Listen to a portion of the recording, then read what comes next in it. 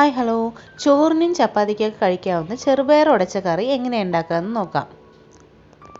അതിനായിട്ട് 1/2 കപ്പ് ചെറുപയർ നമുക്ക് നന്നായിട്ടൊന്ന് വറുത്തെടുക്കാം. സിമ്മിൽ വെച്ചിട്ട് വേണം വറുത്തെടുക്കാനായിട്ട്, കരിഞ്ഞു പോകാൻ പാടില്ല.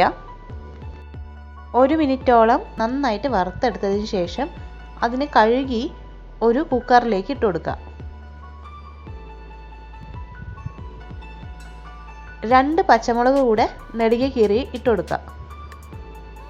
ചെറിയ ഉള്ളി 5 എണ്ണം ചെറുതായി മുറിച്ചത് ഇട്ട് കൊടുക്കുക.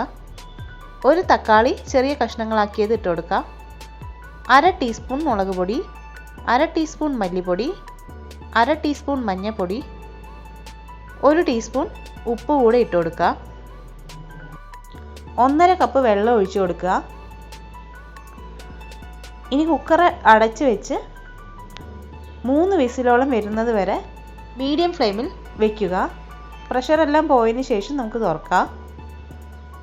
ഇനി ഒരു പാത്രത്തിലേക്ക് 1 ടേബിൾ സ്പൂൺ എണ്ണ ഒഴിച്ചു കൊടുക്കുക. 1 ടീസ്പൂൺ കടുക് ഇട്ട് കൊടുക്കുക.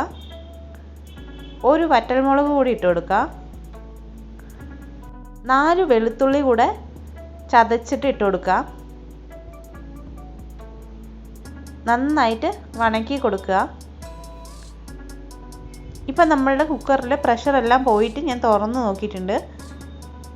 നന്നായി വെന്ത് വന്നിട്ടുണ്ട്. ഇതൊന്ന് ഉടച്ചു കൊടുക്കുക. ഇത് നല്ല കട്ടിയായി വന്നിട്ടുണ്ട്. ഇനി ഞാൻ ഇതിലേക്ക് 1/2 കപ്പ് ചൂടുവെള്ളം കൂടെ ഒഴിച്ചു കൊടുക്കുകയാണ്. ഇത് നിങ്ങൾക്ക് കുറച്ച് ചാറ് പോലെ വേണമെന്നുണ്ടെങ്കിൽ ഒഴിച്ചു കൊടുത്താൽ മതി, അല്ലെങ്കിൽ അതേപോലെ തന്നെ വെക്കാം. എന്നിട്ട് ഇതിനെ തിളപ്പിച്ചിട്ട് ഇതിലേക്ക് കടുക് വറുത്തത് ഇതിലേക്ക് ഇട്ട് കൊടുക്കുക. എന്നിട്ട് നന്നായി മിക്സ് ചെയ്ത് കൊടുക്കുക. അപ്പം നമ്മളുടെ ചെറുപയർ ഉടച്ച കറി ഇവിടെ റെഡി ആയിരിക്കുകയാണ്. എല്ലാവരും ഇതൊന്ന് ട്രൈ ചെയ്ത് നോക്കുക. താങ്ക്